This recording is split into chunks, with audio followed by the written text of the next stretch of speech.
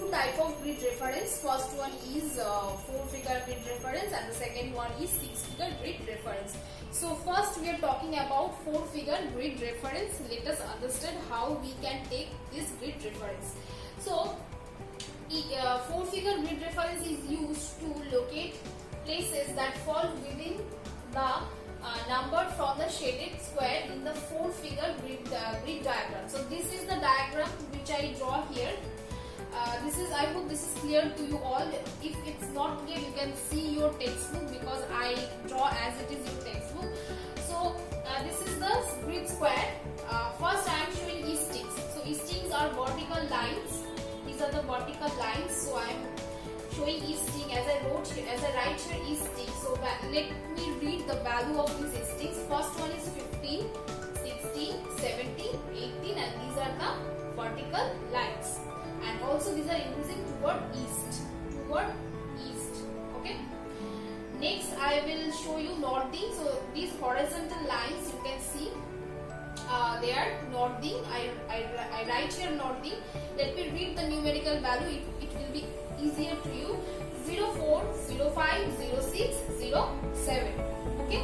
Now we have to take grid reference of this grid which I shaded. Okay. So we have to take grid reference which I shaded. So in the previous, just a few minutes ago we discussed that if you have to take any grid reference, we have to take first easting. After that we need to count northing. So we first will see this portion, this easting portion. We don't need to bother about northing. Now we have to see about eastings. I hope you can see this digit of eastings. So here is the box. So we will take this digit 17. You always need to take the previous one. You cannot take the later one. Okay. So we are taking 17. Okay. Now we need to take northing. So we will take this value because this is the previous one of the shade part. So we are taking 05. So the easting of this shaded area will be 17. We will write first easting. So that's why 17 then 15. I hope this is clear. 17, 05. 17, 05. This is 4-figure grid reference of this shaded square or shaded grid. Now let me give you another example so this will be more clear. Suppose a market area, in a topo map there is a market area. I am giving the name of the market area is A. Suppose the market area, this is the market area situated here and I am giving the market area A. So now we have to, now the question is asked, give 4-figure grid reference of A. So we have to calculate the 4-figure grid reference of A. So to calculate this grid reference, first we will take easting. So we have to see these digits, right? So as I said, we have to take the previous A, market area A's 4-figure grid number. We need to take first easting, that is 16. Okay, so we are taking 16. So I write here 16. Now we have to take northing for market area A. So we are taking 05. Okay, so that's why I am writing here 05. I hope this market area A's 4-figure grid number is now clear. In this way you can calculate any position, any market, any settlement or any water body, any natural vegetation. You can take 4-figure grid number of those features. Okay. So that's all about the 4-figure grid number, and in compared to 6-figure grid number, this is simple than the 6-figure grid number. We will see 6-figure grid reference. So where we use 6-figure grid reference, that we will see. So first of all, it is used to locate an object such as Wales post office, milestone, temples. So to identify these objects, we use 6-figure grid reference. Okay, and these are more minute than the 4-figure grid reference. Okay, next point, that first 3 figure are easting. So first 3 in a 6-figure, okay, in a 6-figure grid reference there are 6 digits. We have seen that in a 4-figure grid reference there are 4 digits. So in the similar way, in the 6-figure grid reference there is 6 digits. digits.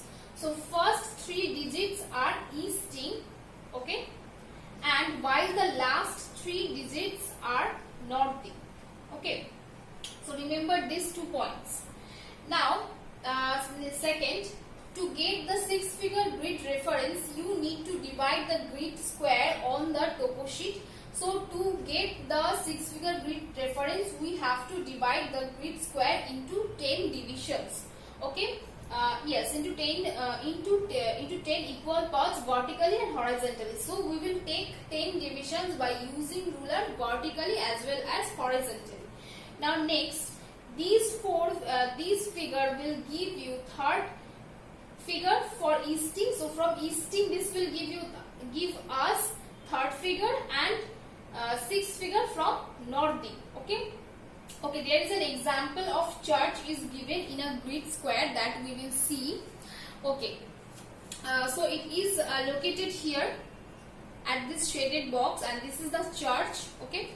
So how we will calculate 6-figure grid number of this church? First, we will see the eastings, okay. So the easting is first 21. So we are writing here 21. Okay, then what we will do, we will give a dash, then we will write northing, just as 4-figure grid number. We will write here northing. So the northing of this area is this church is 05, then a dash. So these 2 digits will be filled up by us by using ruler. So we will put ruler. We will put ruler vertically, then we will get 3 because it is in 3, okay, and we will put ruler horizontally, then we will get 2. This is how we can calculate a church by using 6-figure grid number. I hope this is clear. So in 6-figure grid number, there are 6 digits. First, in a 6-figure grid number, that it is very minute.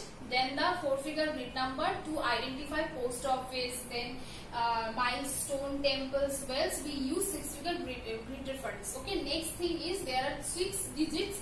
From these 6 digits, first 3 digits, you can see the first 3 digits are easting and the last 3 digits are northing. Okay. Next, to identify this third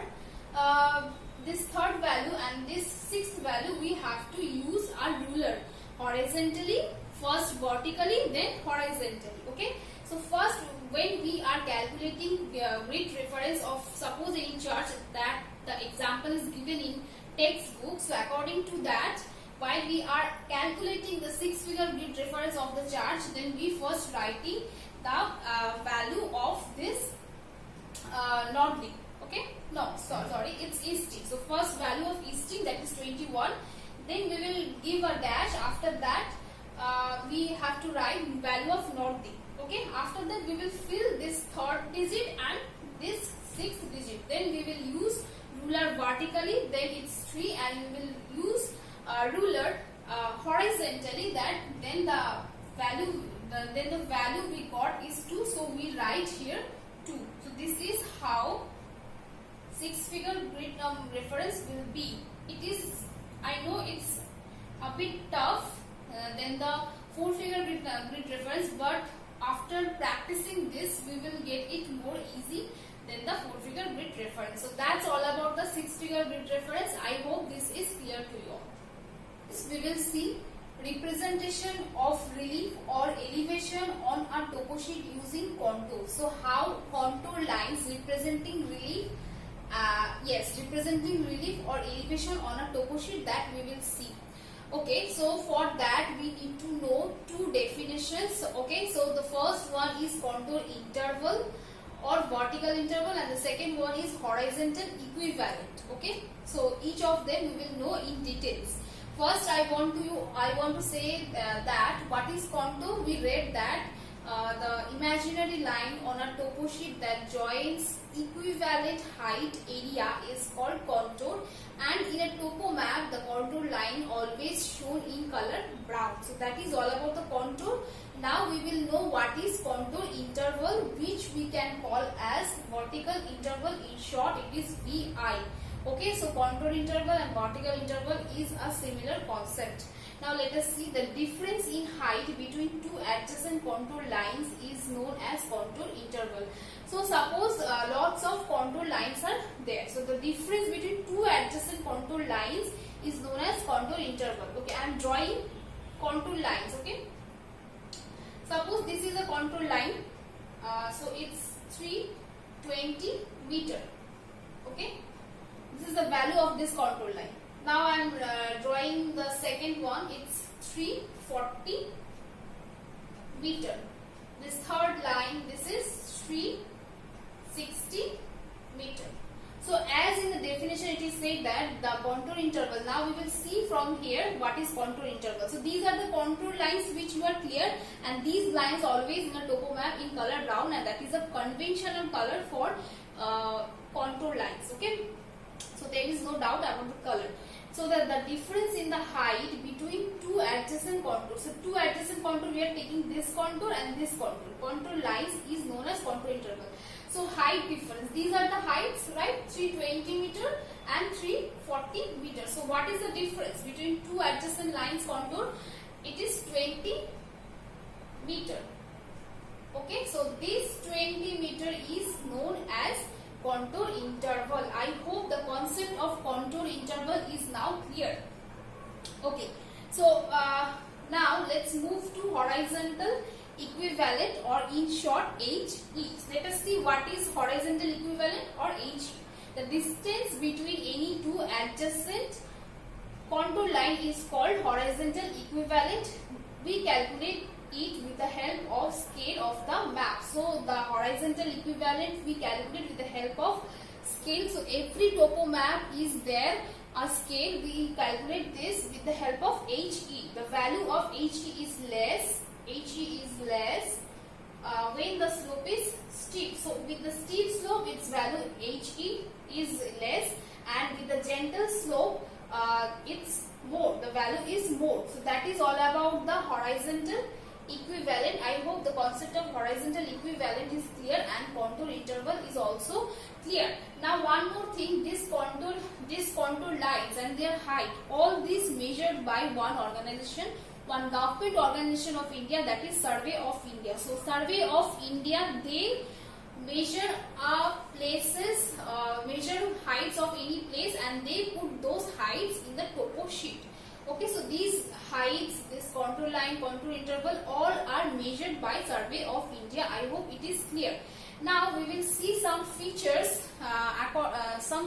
of contour line. So let us read some basic features. So contour interval are drawn at a fixed vertical interval. Example 20 meters. So the topo sheet you will get, there is 20 meter of contour interval. Okay. Next is contour lines do not intersect one another. So I drew here contour lines. So these contour lines do not intersect. Suppose this line of 320 meter or 340 meter will not coincide with each other like this. It won't happen. It will be always parallel to each other. Okay, so this is not possible. Next feature is that on a topographical map, every fifth line is accentuated or draw thick. This is known as contour index. So every fifth line which is dark in color, brown, that is known as contour index. So these are the some basic characteristics of contour lines that you need to remember. Okay. Students, that is all for today. If you have any doubt regarding this part of the session, you can ask me over phone call or you can message me. I will be there. Thank you all.